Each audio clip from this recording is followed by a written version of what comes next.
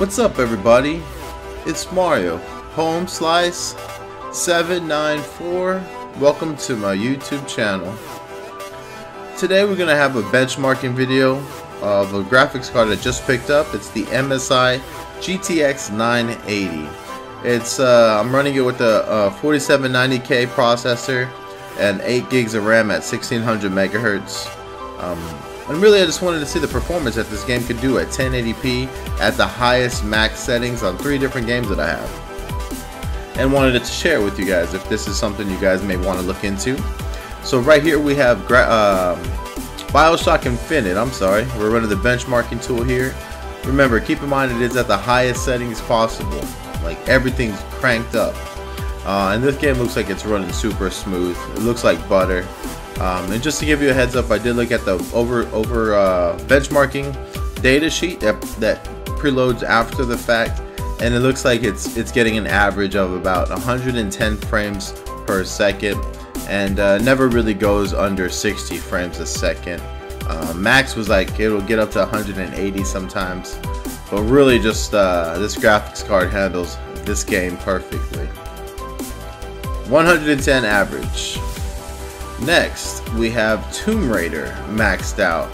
Now, usually there's three different settings where you can run this game at with the anti-aliasing. So if it has FXAA, this game will run like 100 frames a second, and you can't really tell the difference. If you run it at 2SMAA, the one that NVIDIA GeForce recommends, it stays right around 60 to 70 frames a second. But I told you, like I told y'all earlier, I wanted to run these games at the highest settings possible. This is at 4SMAA, and it's really sticking around 40 to 60 frames a second. Definitely playable. It doesn't feel too ugly or anything. It'll sometimes dip down about 35, but other than that, you know, it runs smooth, runs like butter.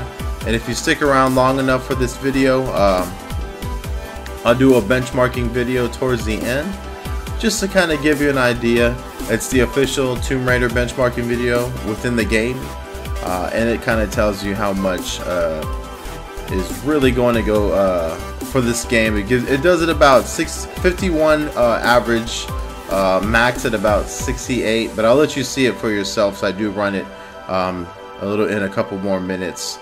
I think I ended up recording a little bit extra of Tomb Raider just because it's such a fun game. Can't wait for the new one to come out anyways.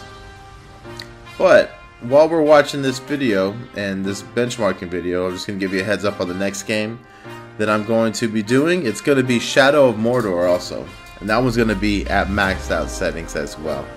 So stay tuned for that. That's going to be around the 4-minute mark of this video. And here's where I go ahead and start running to the benchmark.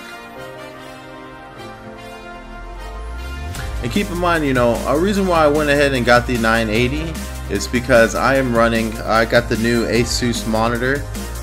It's a monitor that has the 1 millisecond refresh rate, and it also has 144 hertz. It's a TLN panel or something like that, but I really wanted the refresh rate to be 1 millisecond and the 144 hertz, so I could take off that VSync and not have to worry about tearing. But yeah, I love it. But here we go. We're back on the Tomb Raider benchmark. If you can tell, it's running right around 60, perfectly fine. And just wanted to show you the official Tomb Raider for the GTX 980 right here at the bottom. It should end right about now. Oh yeah, and also I am running my graphics card at standard stock frequencies. There we go. Yeah, about the average of 51, which is about right. And yeah, like I said earlier, it kind of dips down sometimes to 36, but it runs fine. Shadow of Mordor maxed out. You know, the bad thing about this game is that it caps at 100 frames a second. So this is one of the easier games. It never really got below 60 frames a second. Maxed out settings, smooth as butter. I still haven't finished playing this game, but I definitely want to finish. I'm about halfway, I feel, having a good time with it. But so many games, man, are coming out, so I definitely want to finish this game. Oh yeah, and also, what was I talking about earlier? Shit. Oh well. But yeah, I'm gonna have a couple other videos of some, like, maybe Battlefield, Crysis 3, just to kind of see how this game performs at 1080p at just maxed out settings, completely maxed out. So yeah, we'll see about that. And that's about it, guys. I just wanted to share. I know a lot of people, graphics cards, man, that's one of the things that people probably swap out the most in their system. And I know for myself, I do it a lot. I swap out my graphics cards maybe once a year.